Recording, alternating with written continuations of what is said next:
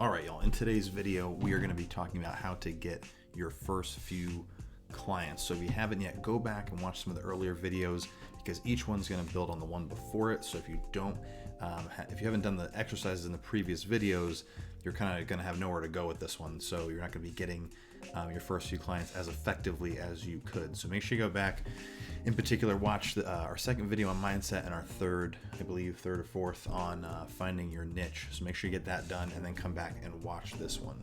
But for today, we're going to get into how to approach these first new clients, why you're going to be working for free, but not really, testimonials, how to get them, and then what to do once you've worked with your first few clients. So let's get into it. So how do you approach these people? How do you find them in the first place? So number one, did you determine your niche, your sub-market that you're going to be targeting? If you haven't, then you're just going to be stabbing in the dark trying to find people to work with. But if you know exactly who your target audience is, it's going to make this a whole hell of a lot easier. So make sure you go back and do that. Like I said in that video, it doesn't need to be super crazy specific. Like I'm only working with 21-year-old males who have blue hair and whose birthdays are in March. It doesn't need to be that, but it needs to be specific enough that you're carving out, an untapped market or a somewhat untapped market for yourself that provides that opportunity. And like I said before, you're not really going to be working for free with these people. Once you know who they are and you get to them, we're going to get into what you're going to be doing in exchange for this.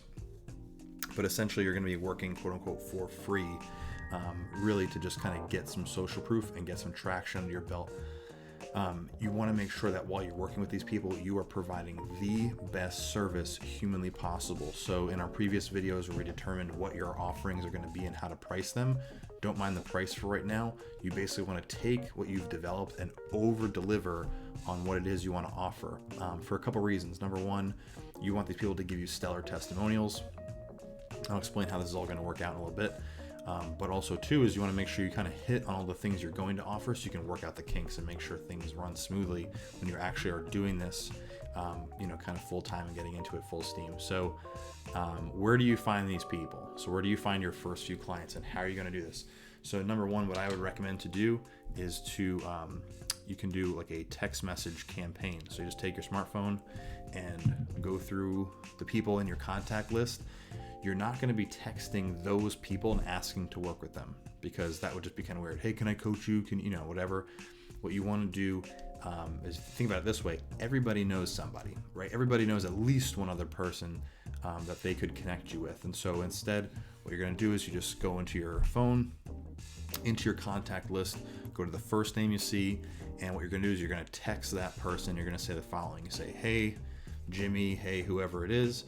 Do you know anybody who might be interested in my service, whatever that might be? So if you're doing, online fitness coaching with at-home workouts, you might say, hey, Jim, it's Joe. Hope you're doing well. I was wondering if you knew anybody who might be interested in the new at-home workout system I'm putting together. I'd love to help any of your friends that might be interested.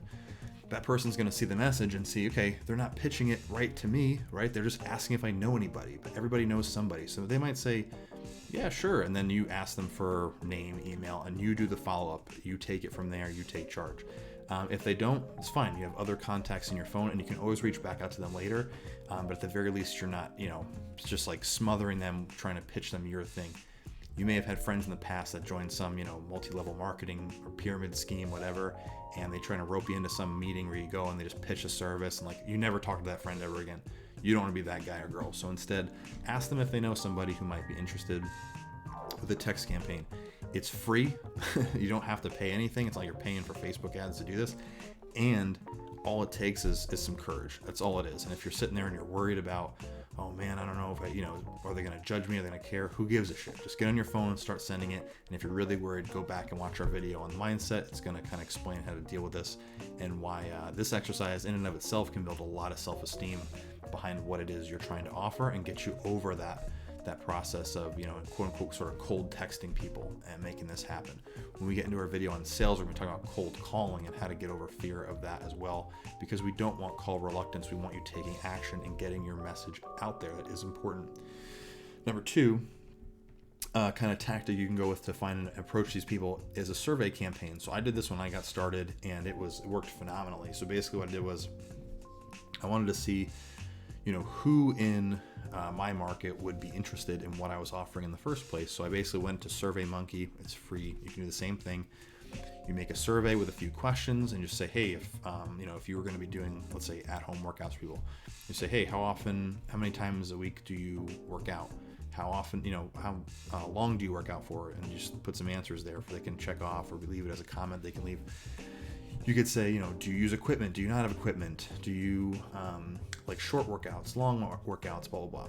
And at the bottom, you can just leave a thing, say, hey, thanks for taking the survey.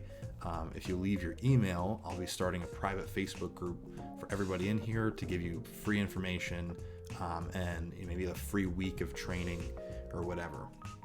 The whole idea is these people took the time to fill out the survey in the first place, sort of seeing about what you're offering. And then when you ask for their email at the end, if they're interested, they drop the email. Well, now you're starting to build your list of people who you can reach back out to. And we're going to get into sort of how to build a tribe and build out your shop front later with Facebook groups and pages. But at the very least, this gives you a list of people to reach out to. So when they drop their email, you're going to know, hey, at least this person's interested in what I'm doing by virtue of wanting to hop in this group and learn a little bit about what I'm already putting together. So it's really simple to do. You could just make the survey on SurveyMonkey. You could email it to everybody you know as it is and just say, hey, if you got a minute, could you fill out the survey for me? You could post it on your Facebook wall, on your Instagram. You can just throw it out there all over the place. The big thing is it's going to help you to get a better sense of what you're offering. So if you kind of tailor the questions to what your offer is going to be, you can see if people even want that in the first place. And like I said, number 2 is you can start building your email list and getting contacts you can actually work with, or potentially do the text message campaign to those people. Email them, say, hey, do you know anyone who might be interested, from what I mentioned in my survey, etc. So really what you need is contacts. And I've worked with other coaches have called me up before and sort of asked like what I did. And, it's funny because they'll get upset when someone wants to cancel with them or like decides not to continue or just kind of ghosts them. And they get real bummed out about it. And I go, look, you wouldn't be bummed out if you had 1,000 clients and one of them had to bail. You'd probably be excited because it frees up a little bit of space in your schedule. If you only have one client and they leave you, that's an issue. But if you have tons and tons of leads and tons of people you can reach out to get as potential clients, then that fear and that worry and that frustration is just not going to be there. And how do you do that? You need to start building your list and building your contacts. And this is a way to do that.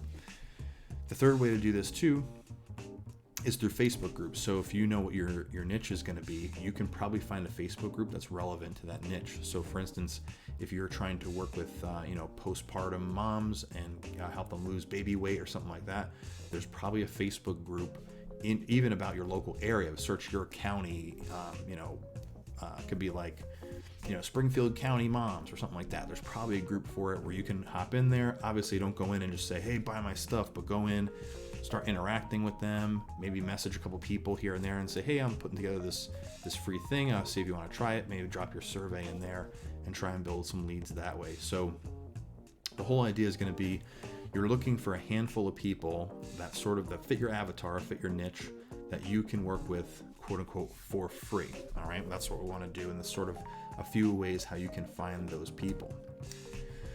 Now, I said you're going to work for free. You're not going to be asking these people for money.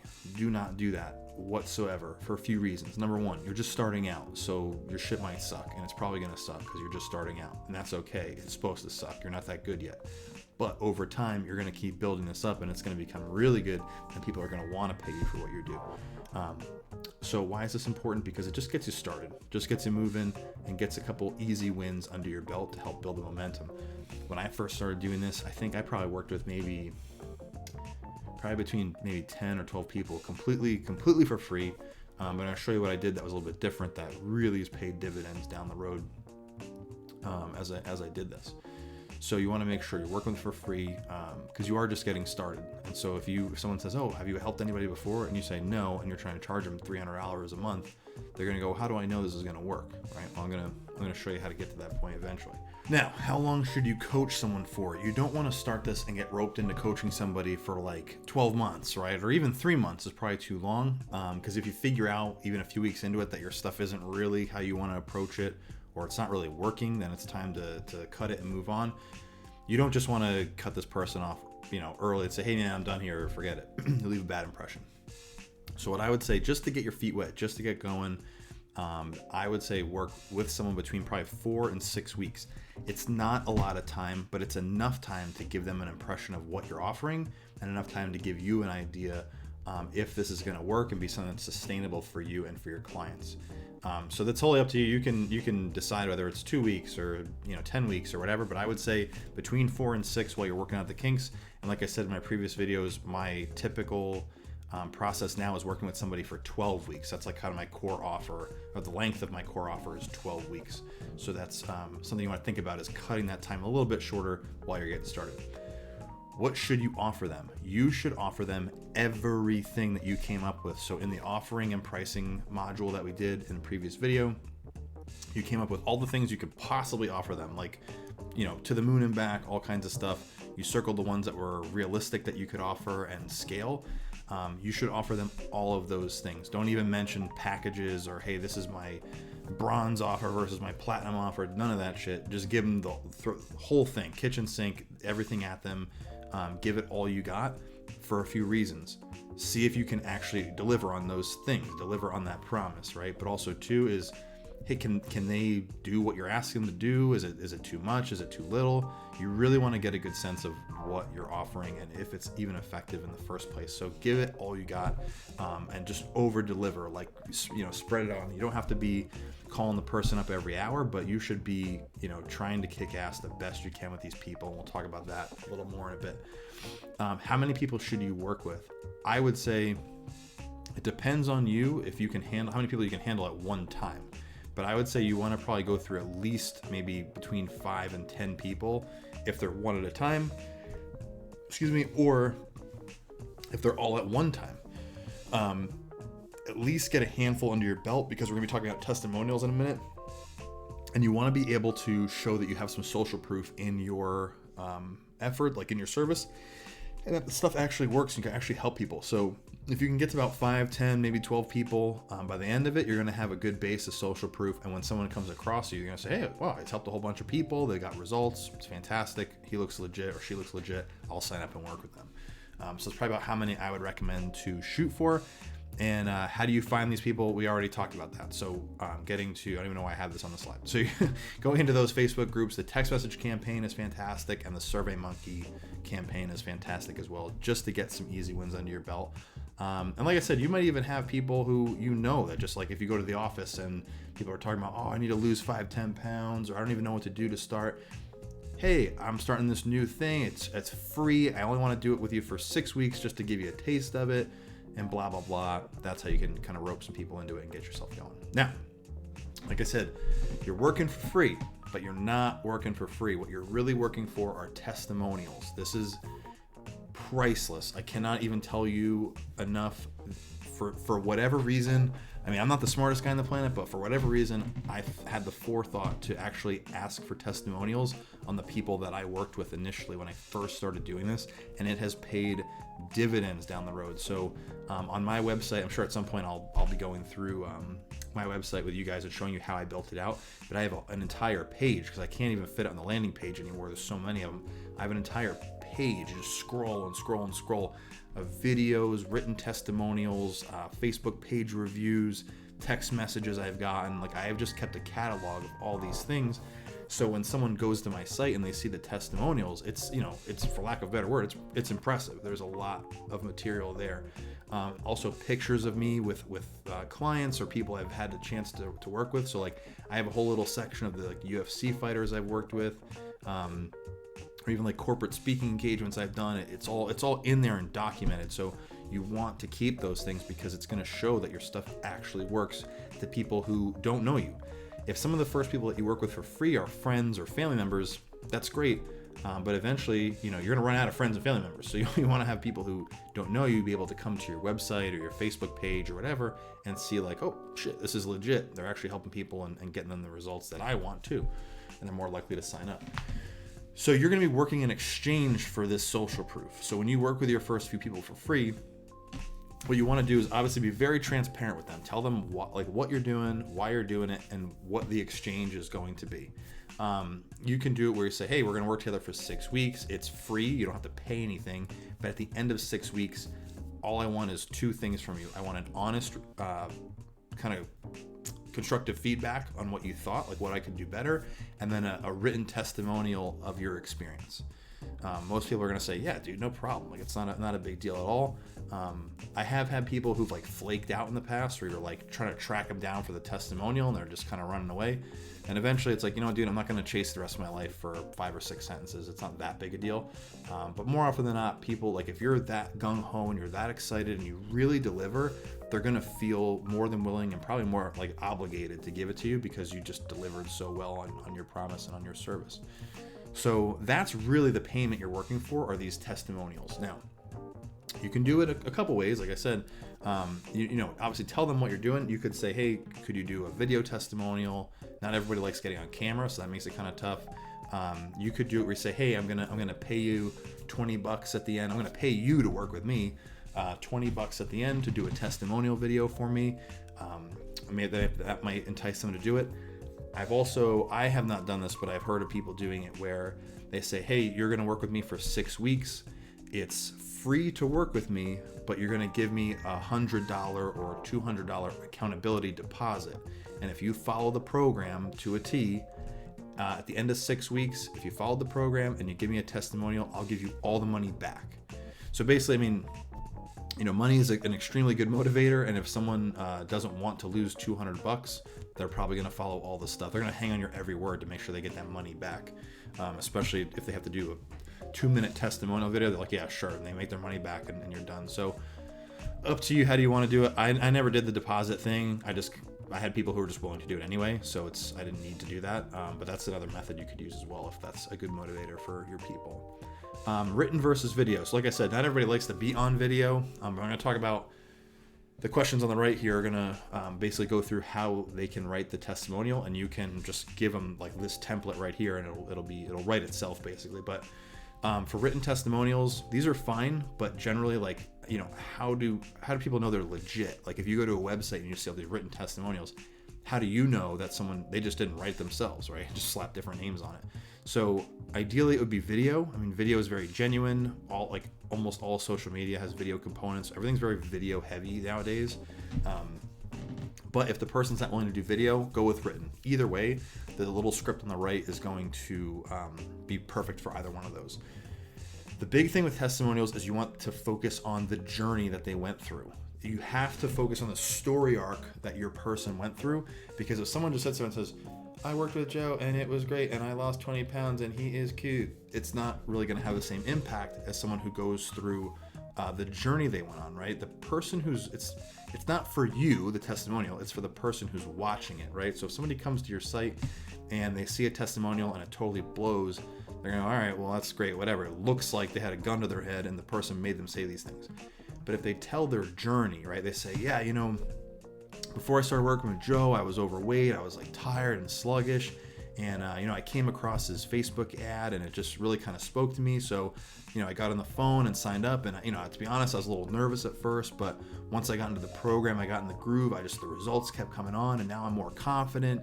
And you know, I would definitely recommend signing up with him. He's awesome, blah blah. Like, just that alone, you're probably sitting there like, yeah, I would sign up with him too, right? So you want them to go through at least the questions I have here on the right, which are, what was life like before? Like, what was life like before you started working with me, right? What was your experience like when you were working with me? How are your results now? So, you know, what'd you get out of it, basically? And would you recommend? Like, would you recommend me to the next person? And if you can have them, you know, write 1 or 2 sentences for each one, you got yourself a nice, solid testimonial. Same thing for the video, if they can do that as well. If you're doing this remote, it can be tough. You can't be there, but if you can, the best way I found to do this is doing interview testimonials, where essentially I'll go to somebody. I have a little tripod, and I'll put links to the gear that I use in the description of this video. But I set up a little tripod just with my phone. I don't even have a professional camera, but these come out looking really good. You use your phone. It's kind of like right up in their grill, and you sit on the other side of it, so it looks like they're looking just beyond the camera. And you just ask these questions. You say, hey, you know, Sally, what was life like before we started working together? And they start going on and on about it. Okay, great. What was your experience like signing up? Okay, cool. And you go through it, and then you just go back through and clip out the parts of you asking the questions, put little transitions in, maybe some background music, and you have a legit, like, professional looking testimonial. So That's a great way to do it. Like I said, these things are invaluable. You can never have enough of them. And even just having 3 or 4 are going to say volumes about your program to people who don't know you and don't know, who you are, what you offer, etc. So definitely, if there's nothing else you glean from this video, make sure that whoever you work with, you try and get a testimonial from them. Don't pester them and be a complete pain in the ass, but try your best to get something from them in terms of a testimonial, because it'll pay dividends down the road. Now, if you've been following the videos, right, you got your mindset right, you set up your niche, you set up your products and offerings, you got all that hammered out, you followed this video, you found your first few clients, like now what do? The whole point of this, of working for free, right, for testimonials for a little while, is to work out the kinks in your service. You don't want to be pushing this and trying to scale if your shit sucks. So make sure you take this time to work out the kinks. Ask the people you've worked with for some constructive feedback and be ready for the brutal honesty. Again, I'm going to keep saying this over and over. It's all going to come back to that first mindset video I did, which is like video number 2 after the introduction. It's all going to boil down to this mindset of you need to have self-esteem and you need to see the value in what you're doing. And if you don't, if you're going to get all butthurt because someone said, you're real slow on your emails back to me, or I didn't like the program, it was really boring, you're just going to get all super bummed and not do this anymore. But you need to push past that. You need to understand that problems, that as you see them, are really just opportunities. So when someone says, hey, you're really slow getting back to me, like I didn't even know if you existed anymore, you're gonna leave me, you're gonna ditch me, right? You say, hey, I'm really sorry about that. Thank you for telling me. I will do a better job with that in the future. And then you better get your shit together and answer people back quickly, because if that person's complaining, the chances are someone else is going to complain about it in the future. So work out the kinks. Use this time to make your service better. And then I'm telling you, down the road, it's just going to be, what you do to be part of what you offer, and people are going to see that you care that much more because you're trying to make it better. Again, clean up delivery of your services. So how you get things to people. Are you emailing it? Is it through, you're delivering through Google Drive? Did you sign up to use TrueCoach? Whatever platform you decide to go with. Make sure you clean up how you deliver things, how you onboard people, right? The key to a good customer experience, and I would know this because this was in my full-time gig, my corporate gig, this is what I do. The key to a good customer experience is to reduce their amount of effort. So when you have someone who signs up with you, if you're like, hey, fill out this paper and then this paper and then sign this thing, and it's just like, they got all this shit, all these like barriers at the hop over just to start working with you, they're gonna be real bogged down and like not be excited. But if you say, hey, all you have to do is plug in your email, make a password, and it's all gonna be there for you. Cool. Or, hey, all your stuff is in this Google folder. I shared it with you. Just go through. It's all right there. Let's get going. Awesome. Like, make your delivery of your services as easy as humanly possible. And if you're not sure if it's easy, find somebody who really sucks at technology and sign them up to work with you, quote unquote, and see how they handle it. If they're really fumbling, then your shit's probably too hard. If they're like, oh, okay, I just click this and I'm done. All right, cool. Then it's probably easy. So vet that stuff and make sure that it's easy and you're reducing the effort of your clients. Discard what doesn't work. Don't feel like you have to hold on to ideas or things you started with just because you can't get over your own pride, you can't get out of your own way. If something is not working, it's not working. Just get rid of it. Don't drag that shit along just because you feel like you have to. There was a while where I was like doing, when I first started, the way I was doing people's diets was just macros. That's all I just macros, and it was all timed out, and I was very rigid about how I would give it to people. And after a while, I realized, like, look, not everybody wants to do that. That doesn't work for everybody. And like, while it, scientifically it works for everybody, not everybody's gonna follow it. So why am I pushing it so hard? And so what I did was I completely revamped how we offer that service of nutrition coaching to a point where in our intake form, I can tell just from the questions in our little intake form survey exactly how their diet approach should be, if it's macros or if it's more habit-based or whatever. And I can tailor the program right off the bat. So there's no headache of, hey, you have to weigh and measure the first 2 weeks, and they're just like sick of it, and I gotta start all over again.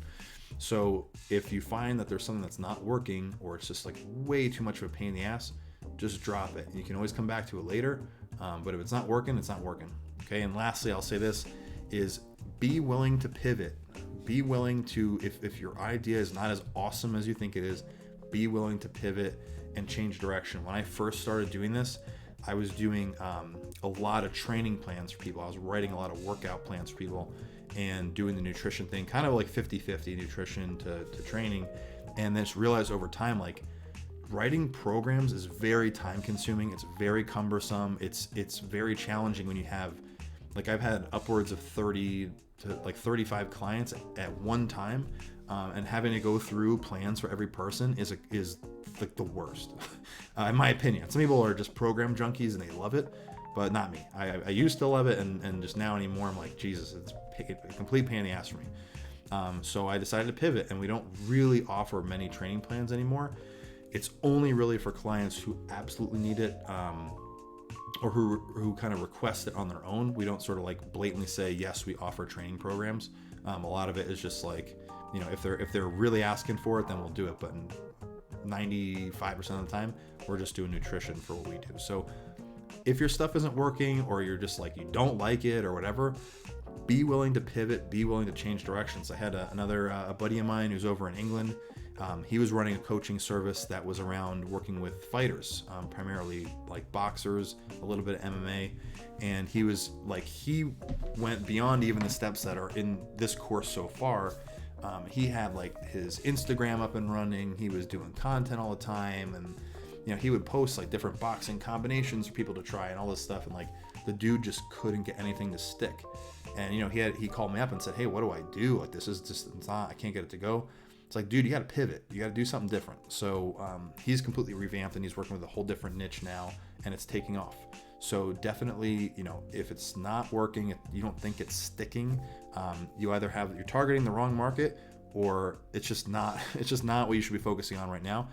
And that's okay. You've got time. You can try something for 3, 6, 9 months, and then if that doesn't work, pivot and try something different. So hope this video helped, guys. Give it a like, comment below with anything else you want to see in this course. Like I said in the beginning, and I'll say it again, this is literally just free. It's free for you guys. I'm putting it together because I'm stuck at home like everyone else, you know, with all the coronavirus shit going on. So comment with things you want to see. Make sure you subscribe so you never miss a video, and hope you enjoyed. We'll talk to y'all soon.